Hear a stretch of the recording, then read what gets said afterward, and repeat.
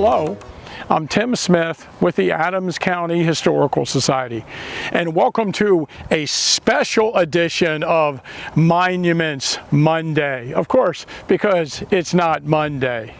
But I wanted to talk a little bit about General Richard Stoddard Ewell at Heidlersburg.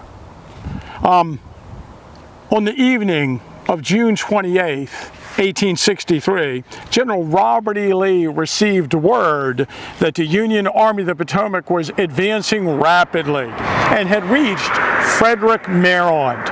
Lee understood that his best option was to quickly concentrate his army and prepare for battle. At that point, however, his own army was widely scattered across south-central Pennsylvania. While most of his troops were gathered in Franklin County near Chambersburg, General Richard Ewell, with Robert Rodes's division, occupied Carlisle, and they were threatening the defenses of Harrisburg. General Juba Early's division of Ewell's Corps had occupied York, Pennsylvania, and General John B. Gordon's brigade had advanced on Wrightsville at the Susquehanna River, forcing federal authorities to destroy the bridge there. On June 29th, Lee sent couriers with orders to the various detachments of his army to reverse their course and concentrate. One of the issues that Lee had near Chambersburg was that General Juba Early, who was at York, their headquarters were some 50 miles apart.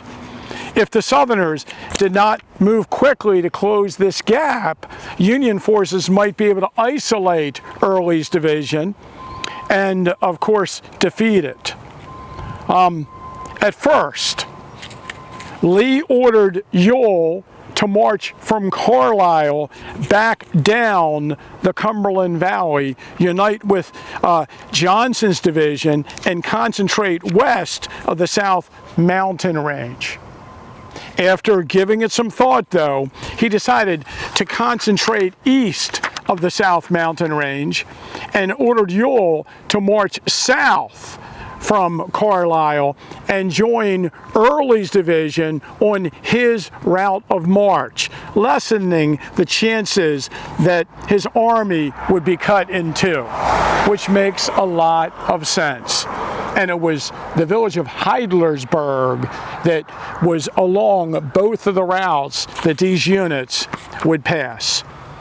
We're 8 miles north of Gettysburg, and there are 2 Pennsylvania Historical and Museum Commission markers on either side, north and south of Heidlersburg, that designate that this was the site of this concentration point on June 30th, 1863. The one here behind us, just north of the village of Heidlersburg in Tyrone Township, Adams County, is for Rodes's division's encampment. And the one south of the town actually indicates Early's division, although Early's division encamped about 3 miles east of the town. Early on the morning of June 30th, General Robert Rodes's division, along with Richard Ewell himself, began its withdrawal from the Carlisle area. His men marched southward on the Baltimore Turnpike. They passed Papertown through the gap at Mount Holly. They traveled over to York Springs, and at that point, the Confederates turned onto the state road leading to Harrisburg, from Harrisburg to Gettysburg, and they marched south to the town of Heidlersburg. According to various sources, and of course depending on the point of departure, the march that day was estimated as being between 17 and 22 miles. In the meantime, General Juba Early's division marched out of York, marched north, and then east, passing through East Berlin on the Old Manalaun Road, currently Route 234, covering between about 24 miles. At dusk on June 30th, their advance reached Round Hill, just 3 miles east of Heidlersburg. Heidlersburg-Harrisburg Road here, or sometimes we call it the Gettysburg-Harrisburg Road, was completed at about 1811. And the town at this intersection was laid out here shortly after, thought about 1812. And it was originally named Storytown. We refer to this as the Old State Road from Gettysburg to Harrisburg. When modern Route 15 was placed in the 1960s, this became Business Route 15. When this was the main road from the north leading into Gettysburg, there were motels and craft and souvenir shops all up and down Route 15. And if you ride from Gettysburg to Heidlersburg, you'll pass 4 of them that are a little dilapidated from the wearing of time. The night of June 30th, Richard Ewell had an important conference here somewhere in Heidlersburg.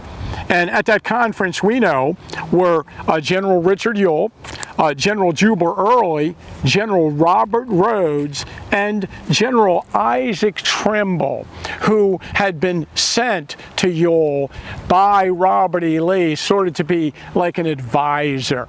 And at that conference, the best source we have of some of the details of the conference comes from Isaac Trimble. Now, I don't like this because I don't know how everybody else feels, but I personally feel that Isaac Trimble is a liar.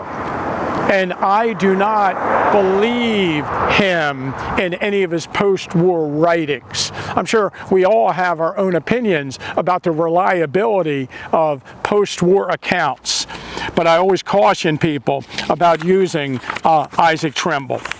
And I say that being, you know, a Marylander, and Isaac Trimble's a Marylander. Now, according to Ewell's official report, when they had this meeting, he read over the messages that had been sent to him, and one of them was from Robert E. Lee. Quote, "At Heidlersburg, I received orders from the General Commanding to proceed to Cashtown or Gettysburg as circumstances might dictate." And a note from General A.P. Hill saying that he was at Cashtown.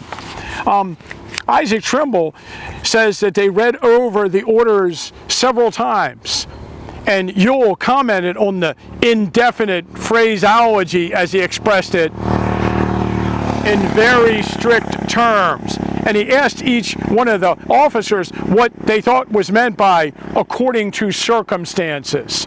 And, you know, if you just look at it from Ewell's perspective, Lee is ordering Ewell to march to Gettysburg or to Cashtown. They're in 2 different places. Basically, he's just saying, tell me where to march and I'll march there. Don't, like, give me 2 totally different places. And what are the circumstances going to be? So, according to Isaac Trimble, he concluded, why can't a commanding general have someone on his staff who can write an intelligible order? I find all this interesting because Richard Ewell, was under the command of Stonewall Jackson, who gave the worst orders ever by any general. They were so vague it was ridiculous sometimes. Meet me tomorrow morning. You know, just really bad phraseology. But it's interesting that Trimble dwells on this. But the result of all this that we're talking about is very fascinating. So after thinking about it for a while, Richard Ewell decides that he'll take his division out of Heidlersburg and march east towards Middletown, today called Biglerville. And then they'll march across to Arntsville and over to Cashtown on that direct road. At the same time, he told Juba Early to march up to, or actually to march to Hunterstown. And then from Hunterstown, he's going to go across the Goldenville Road out towards Hilltown and then Cashtown.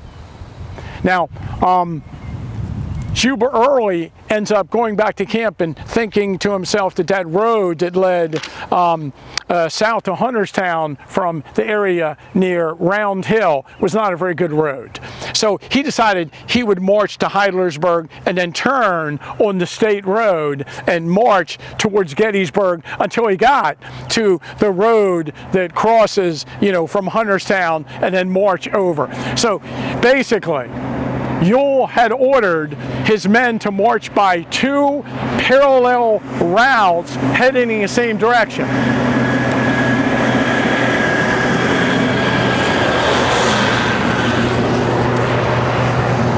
It seems like there's a lot of activity for a small town, you know, just on this segment.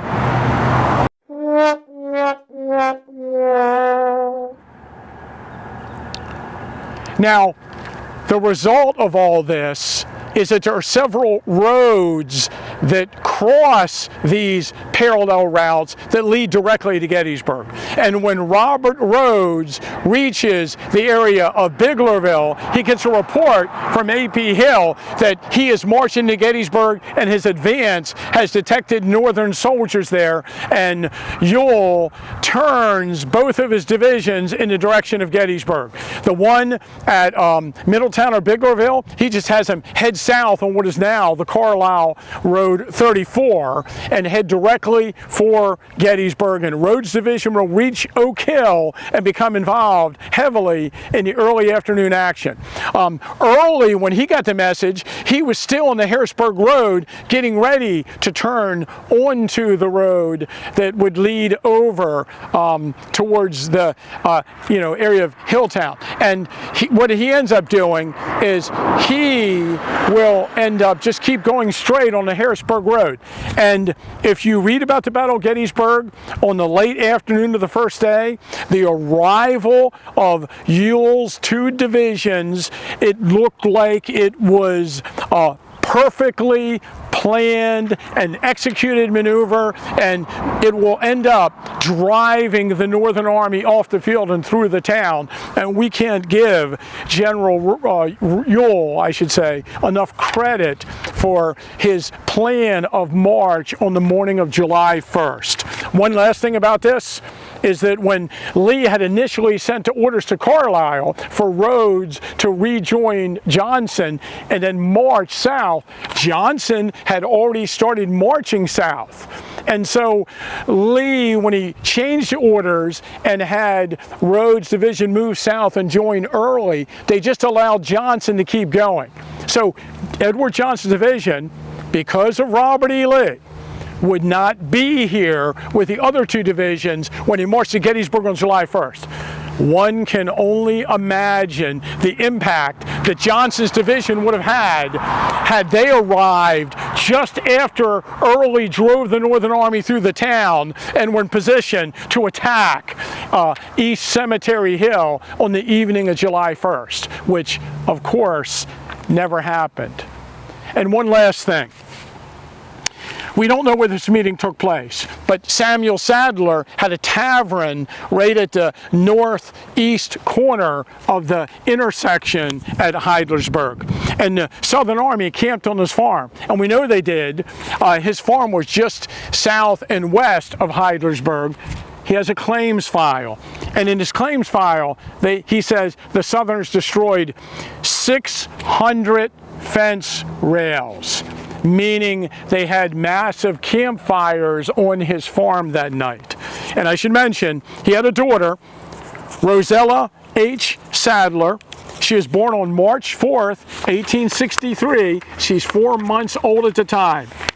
She died in New Oxford on November 20th, 1962, at the age of 99. So someone who was here during Ewell's encampment at Heidlersburg was still alive in 1962, 99 years later.